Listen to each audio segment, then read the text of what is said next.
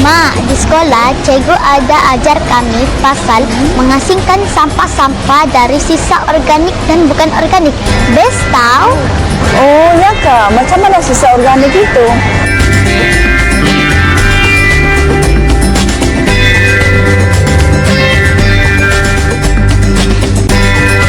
Murid-murid, hari ini cikgu akan menerangkan kepada kamu mengenai cara-cara mengasingkan sampah organik dan bukan organik dan membuangnya ke dalam tong sampah organik dan bukan organik. Cikgu, apa itu sampah organik? Oh, sampah organik itu adalah bahan yang boleh dileraikan seperti sisa makanan, sisa lebihan masakan, sisa makanan rosak, sisa hasil tangkapan laut, sisa perkilangan makanan, sisa perladangan, sisa penternakan, dan juga sisa pembersihan semak samun.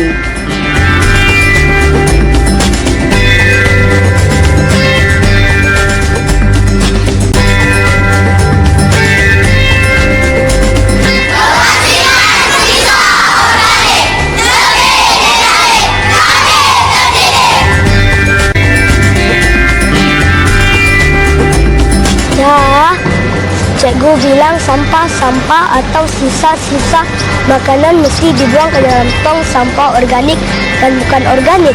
Apa itu sisa bukan organik, Ayah? Oh, sisa bukan organik itu seperti plastik, kaca, bekas polistrin, sisa pembenaan, perkakasan letrik, dan logam. Dan sisa bukan organik ini tidak boleh dibuang sembarangan ke dalam tong sampah organik. Mak, kalau kita tidak mengasih asing sampah tu, apalah yang terjadi? Nah, kalau sampah tidak diasingkan, nanti berlaku pencemaran seperti pencemaran bau, pencemaran air sungai, pencemaran sisa buangan dari kilang, kemudian parit kita tersumbat, bandar kita nanti jadi banjir. Kalau betul-betul kita tidak asingkan sampah sisa organik dan yang bukan organik, nanti satu hari nanti kita akan hidup bersama sampah. Selepas sisa organik ini diasingkan, apakah akan dibuat dengannya? Oh, tahu tak? Majlis Perbandaran Cabakan sudah menyediakan pengangkutan. Sisa-sisa organik ini akan dihantar ke kilang pemrosesan sisa organik untuk dijadikan pajak organik.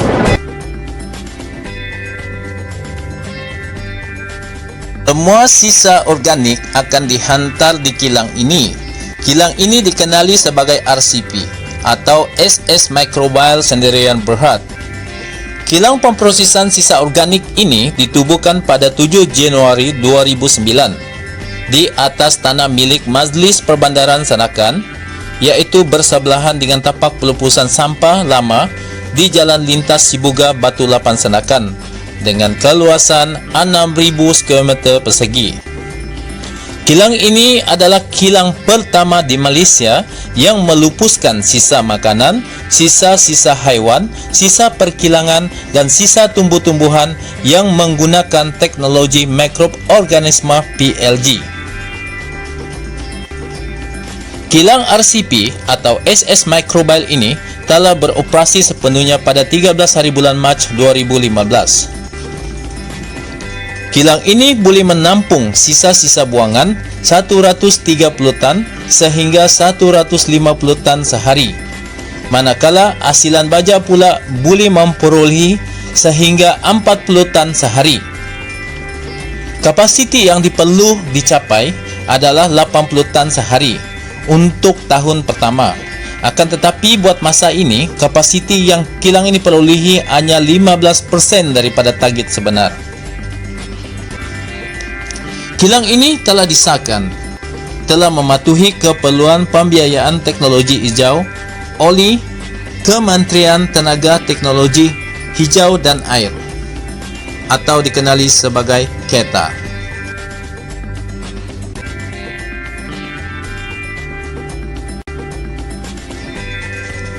Semua sisa buangan yang diangkut ke kilang ini akan ditimbang berat terlebih dahulu sebelum dipunggah di kawasan unloading dump site di dalam kilang ini. Jumlah berat sisa buangan yang dihantar oleh lori pengangkut ke kilang ini boleh mencapai 3 sehingga 4 tan pada setiap penghantaran. Akan tetapi, jumlah 3 hingga 4 tan itu,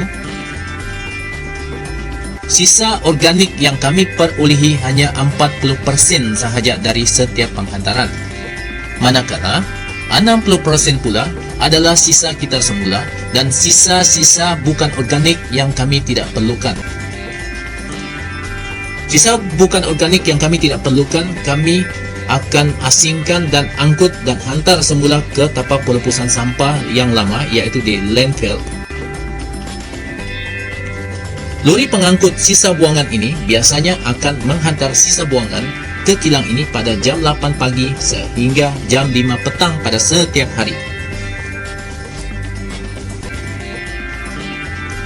Sisa buangan yang dihantar ke kilang ini adalah diperolehi dari pasar-pasar umum, restoran-restoran, dan taman-taman perumahan di sekitar Sandakan. Ini adalah contoh beberapa jenis sisa buangan yang dibawa oleh lori pengangkut ke kilang ini. Kebiasaannya, sisa-sisa buangan yang diangkut ke kilang ini ialah kulit jagung, kotak-kotak, empas tebu, kulit kerang, potongan atau serpihan sayur-sayuran, kulit atau tempurung kelapa, kulit telur, daun sayur-sayuran, bahai-bahai plastik, botol plastik, botol kaca, sisa makanan laut, peralatan elektronik dan elektrik yang rusak, sisa buangan haiwan atau ternakan. Dan semua sisa-sisa yang dibuang ke kilang ini haruslah dipilih, diasingkan terlebih dahulu, iaitu di antara sisa organik, bukan organik, dan sisa kitar semula. Ini adalah hati atau empedu ikan pari.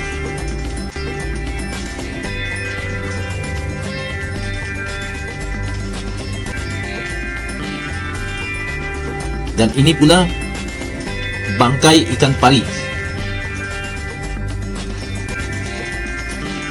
Setelah kami membuat pengasingan, ini adalah di antara bahan-bahan sisa bukan organik yang tidak terpakai dan perlu diantar ke landfill atau tapak pelepasan sampah lama.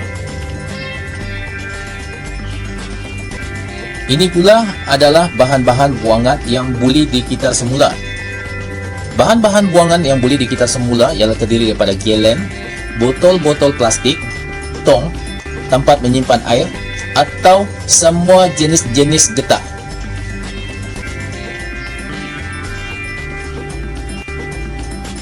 Tin cola, tin susu, tin bekas minuman, tin bekas makanan juga adalah bahan kitar semula.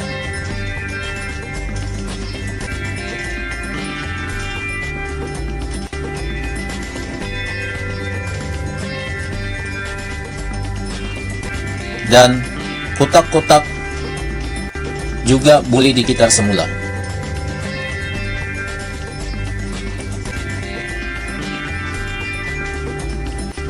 Sisa-sisa buangan seperti batang kayu, batang kelapa, atau pokok-pokok bunga yang berbatang dan berdahan haruslah dipotong menjadi serpihan kecil sebelum diproses bersama sisa-sisa organik yang lain. Untuk permulaan proses, semua sisa-sisa organik yang telah diasingkan tadi akan dibawa ke fermentation pertama melalui sistem conveyor.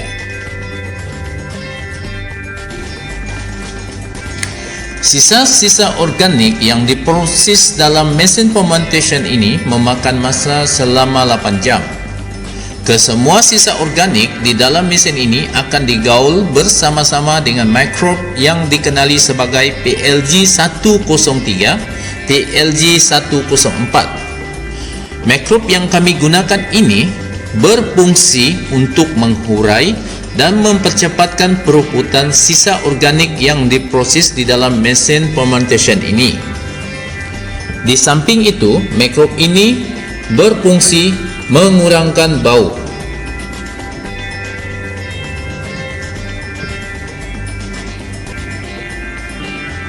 Setelah 8 jam mesin ini beroperasi secara otomatik, semua sisa-sisa yang dimasukkan tadi telah membentuk sebagai baja organik, dan baja-baja ini telah dikeluarkan dari fermentation ini, kemudian akan dipindahkan ke fermentation yang kedua. Semua sisa organik yang dipindahkan ke fermentation yang kedua akan dikeringkan menggunakan air blower selama 14 hari. Mikrob PLG 103 atau PLG 104 juga menjadikan suhu di dalam sisa-sisa organik yang sedang diproses akan meningkat sehingga 80 temperature dalam masa 3 hari dan akan menurun sehingga 20 temperature dalam masa 2 minggu atau 14 hari. Selepas 2 minggu, semua sisa-sisa organik telah membentuk sebagai baja organik.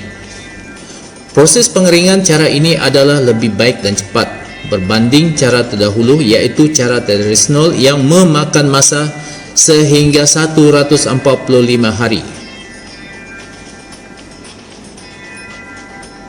Setelah proses fermentation berakhir, baja yang dihasilkan akan dipacking 20 kilo setiap karung.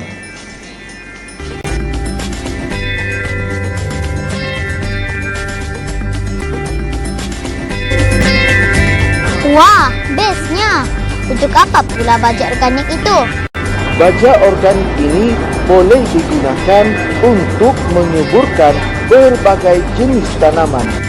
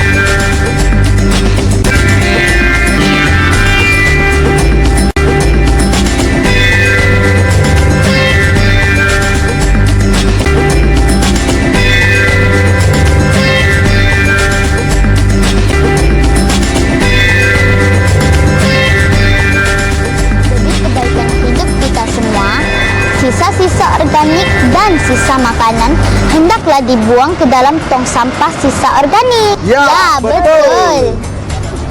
Pengasingan sisa organik lebih dinamik, pelajar terdidik. Sekolah kami sudah memulakan, Anda bila lagi.